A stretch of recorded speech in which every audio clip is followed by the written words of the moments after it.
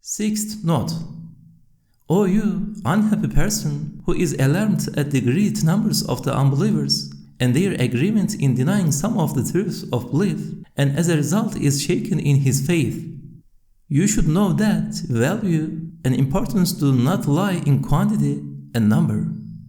For if man is not a true human being, he is transformed into a diabolical animal, and the more he increases in animal greed, the more animal he becomes, like some Europeans and their imitators.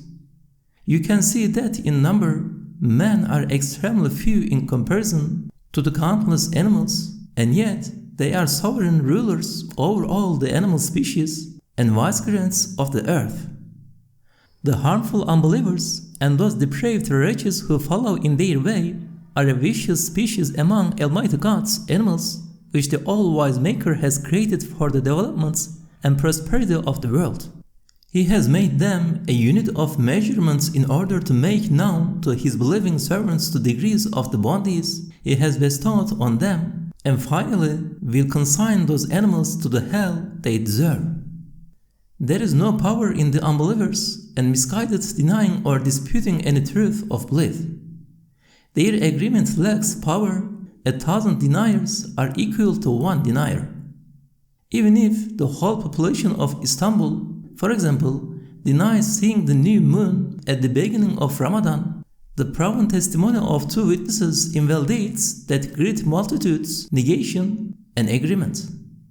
In reality, unbelief and misguidance are negation and denial, so are ignorance and non-existence, and the agreement of large numbers of unbelievers even has no significance.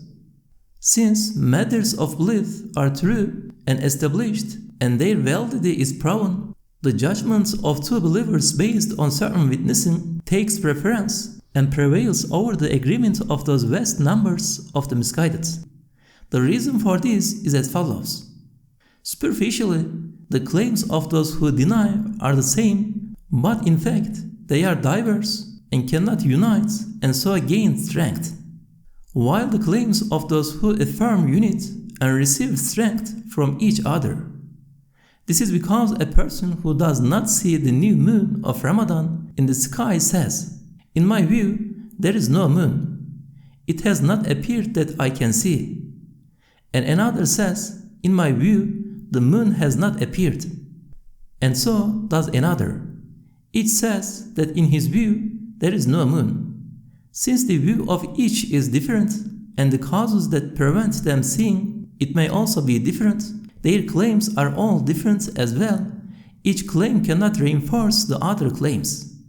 But those who are affirming it are not saying, "In my view and opinion the new moon is there," but "The new moon has actually appeared in the sky."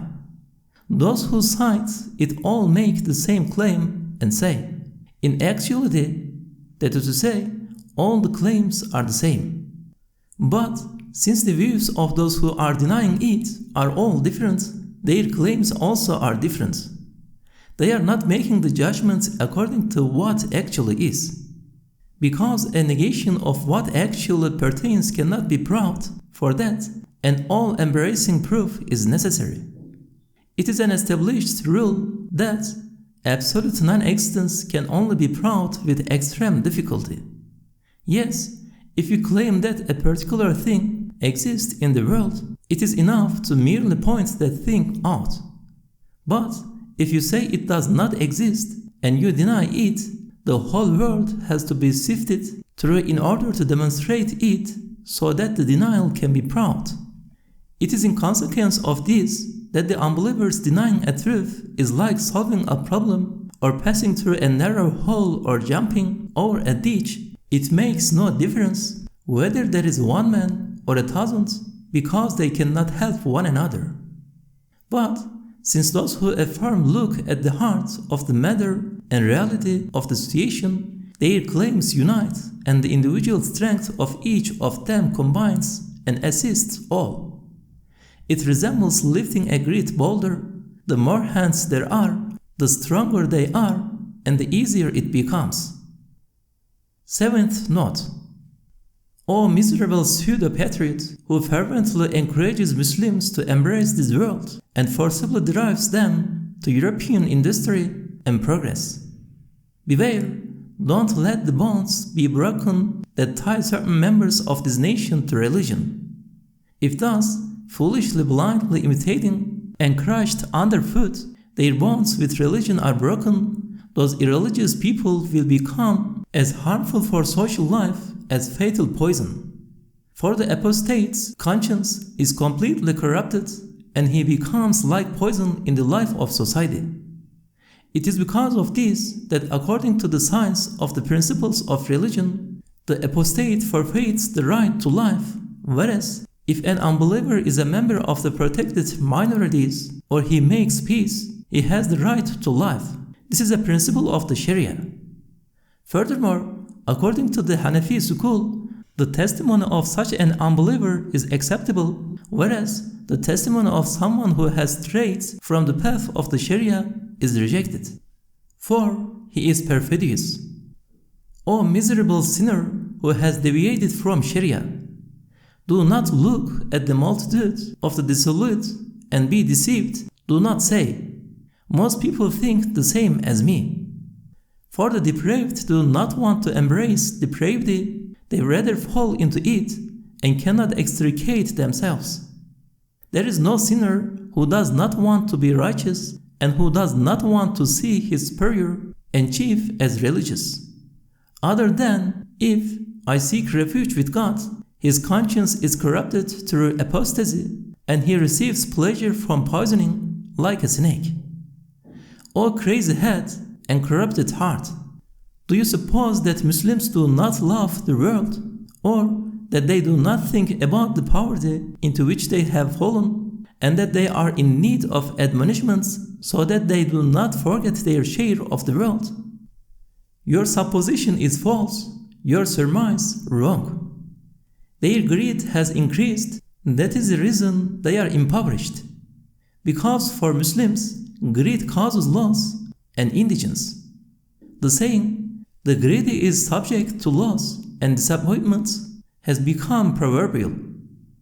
Yes, there are many things calling and driving man to the world, like his soul and its appetites and need, and his senses and emotions, and the devil and the superficial enticements of the world, and false friends like you. While those who call to the hereafter, which lasts forever, and to long-lasting eternal life, are few.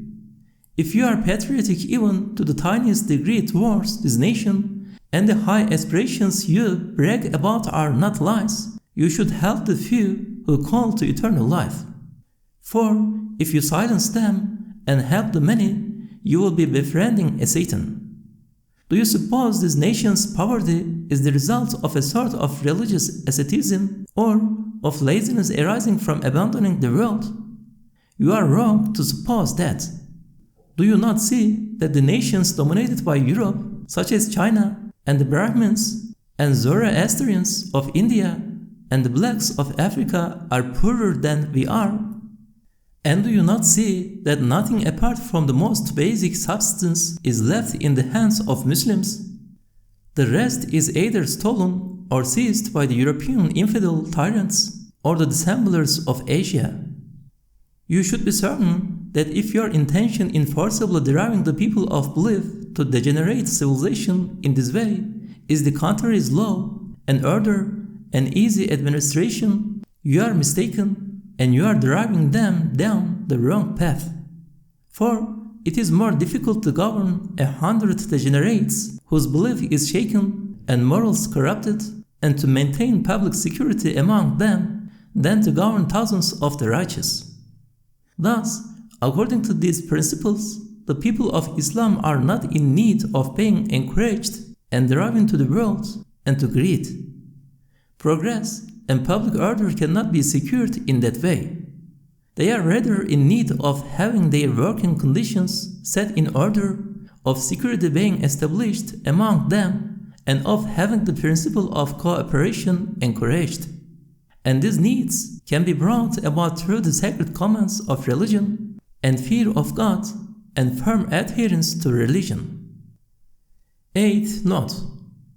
O idle man who is unaware of the pleasure of effort and happiness of work, know that out of His perfect munificence, Almighty God placed the reward for work within it. He included the wage for work within the work itself. It is for this reason that in their particular duties, which are called creative commands, animate beings, and even from one point of view, inanimate creatures, conform to the dominical commands with complete eagerness and a sort of pleasure. Everything from bees, flies, and chickens to the sun and the moon carry out their duties with perfect pleasure. This means there is an enjoyment in their work so that they perform it perfectly, although they do not think of the results since they do not possess intelligence. If you ask, living creatures have the ability to receive pleasure, but how can inanimate beings experience eagerness and enjoyment? The answer: inanimate beings desire and seek a position, a rank, perfection, beauty, and order not on their own accounts, but on account of the divine names manifested on them. They become illuminate and progress because in performing their natural duties, they become like mirrors and places of reflection of the names of the light of lights.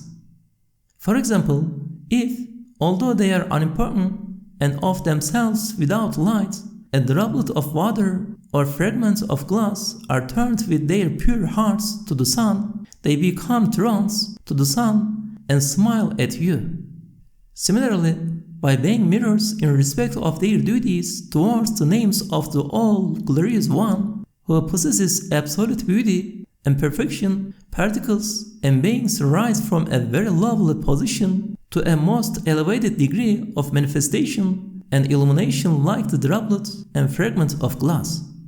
Since they rise to a luminous and exalted rank by virtue of their duties, it may be said that if it is possible and they have the capacity to receive pleasure, that is, if they receive a share of general life, they perform their duties with perfect pleasure.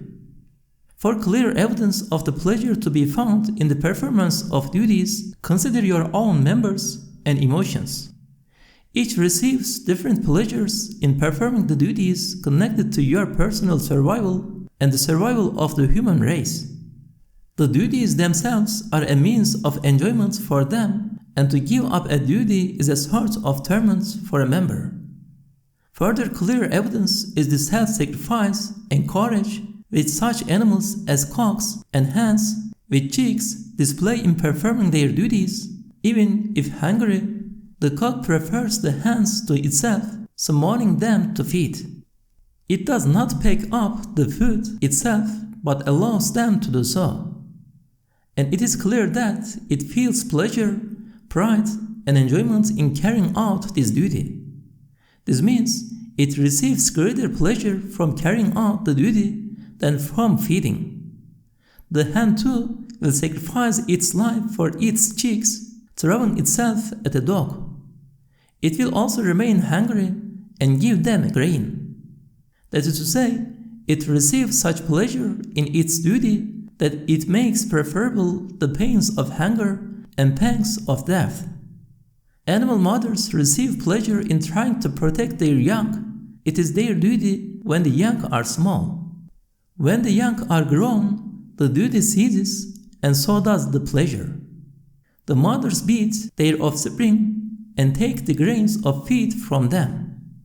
Only for human mothers the duties continue for some time, for due to their weakness and impotence, humans are always children in one respect and are all the time in need of compassion. Consider the males and females of the animal species like the mother hen and the cock, which acts as shepherd and understand that they do not perform these duties on their own account, in their own names, or for their own perfections. For if they have to sacrifice their lives in the course of their duties, they do so. They rather perform them on account of the magnificent bestower of bounties, the all-glorious Creator who employs them in their duties, in which, through His mercy, He includes pleasure.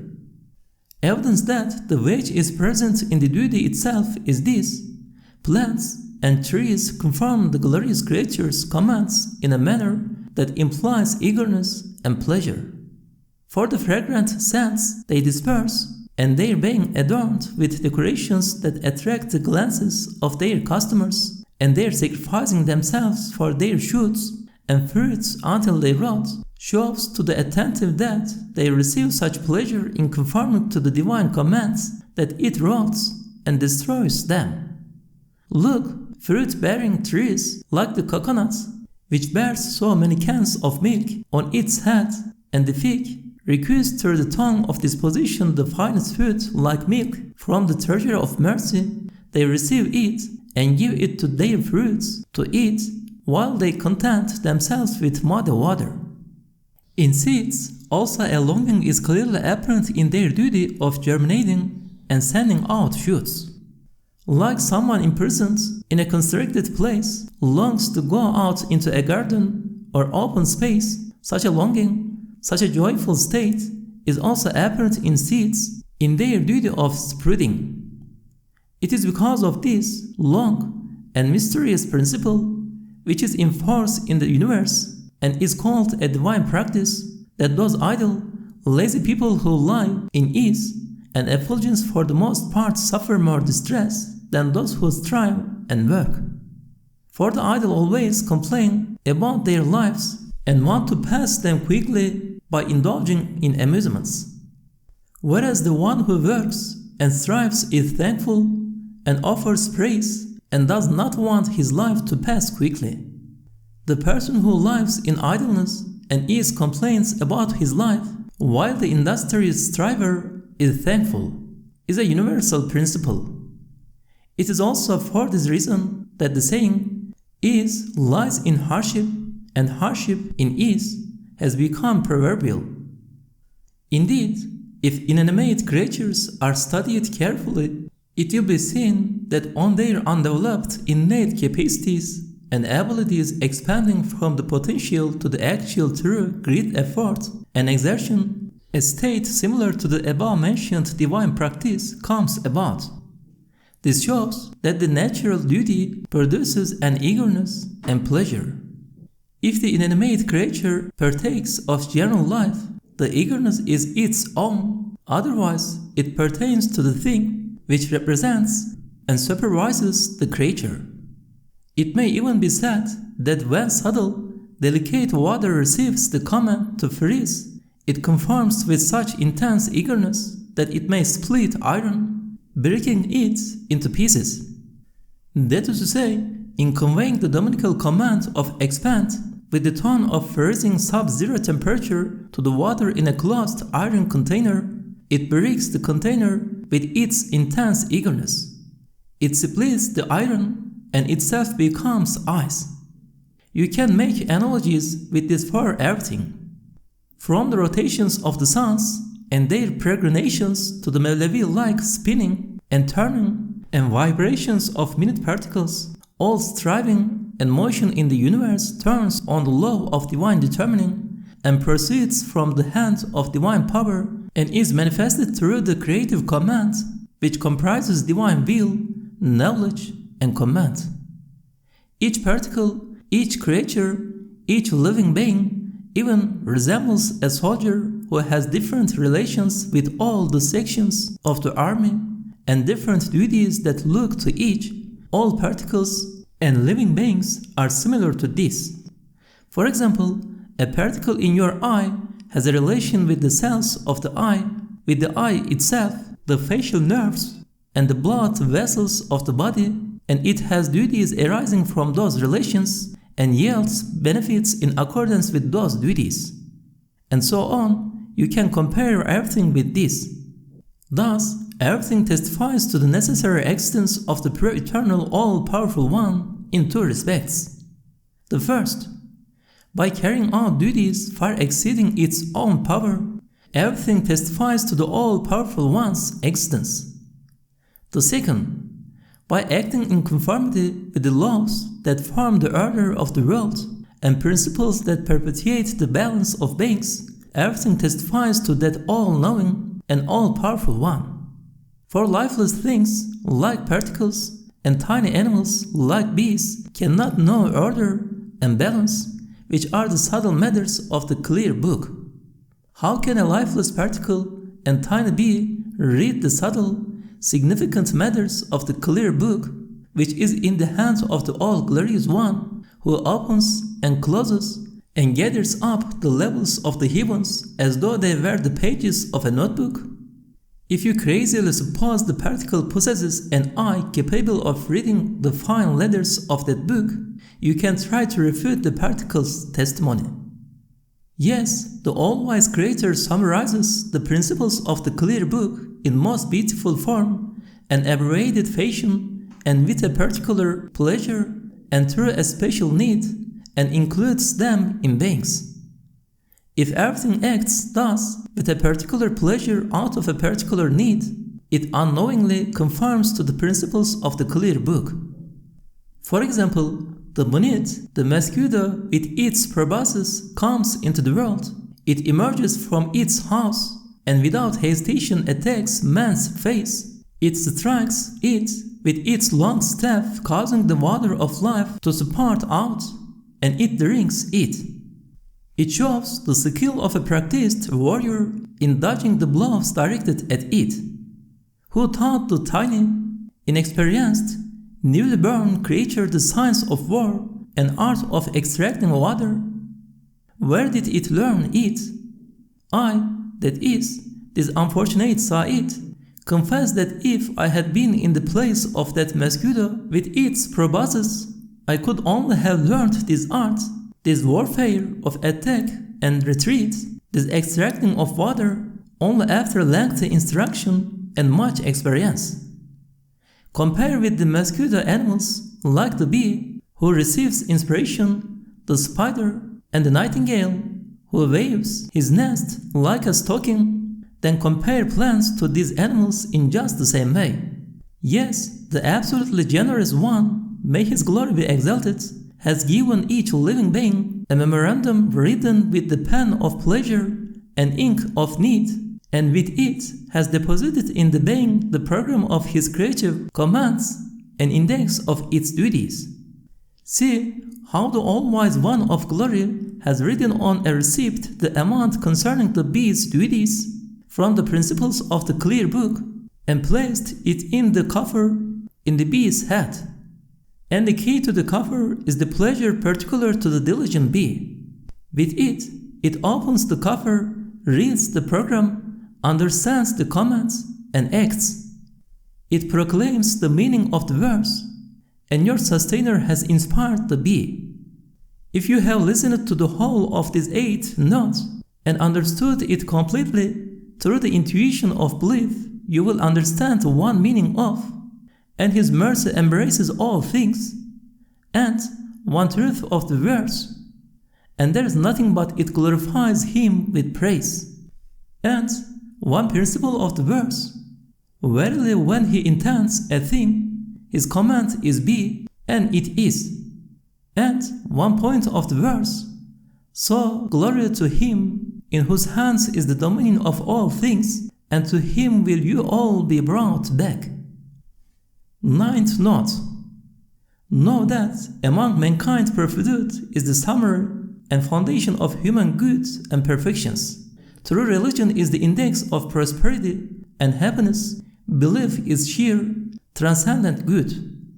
Since apparent in this world are a shining beauty, an extensive and exalted good, an evident truth, and superior perfection, self-evidently truth, and reality lie in prophethood and in the hands of prophets, while evil, misguidance, and loss are with those who oppose them.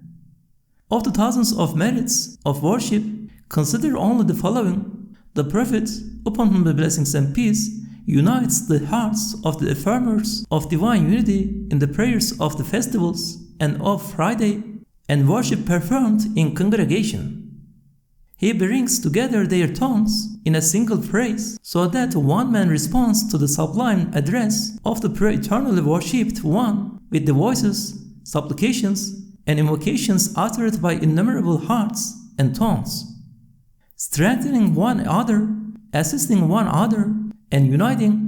Those voices, supplications, and invocations display so expansive a worship before the Godhead of the pure eternal all-worshipped one that the globe of the earth, as though recites the invocations, offers the supplications, and performs the prayers with its regions, and conforms with its climes to the command of, and be steadfast in prayer, which was revealed with glory and tremendousness from beyond the heavens.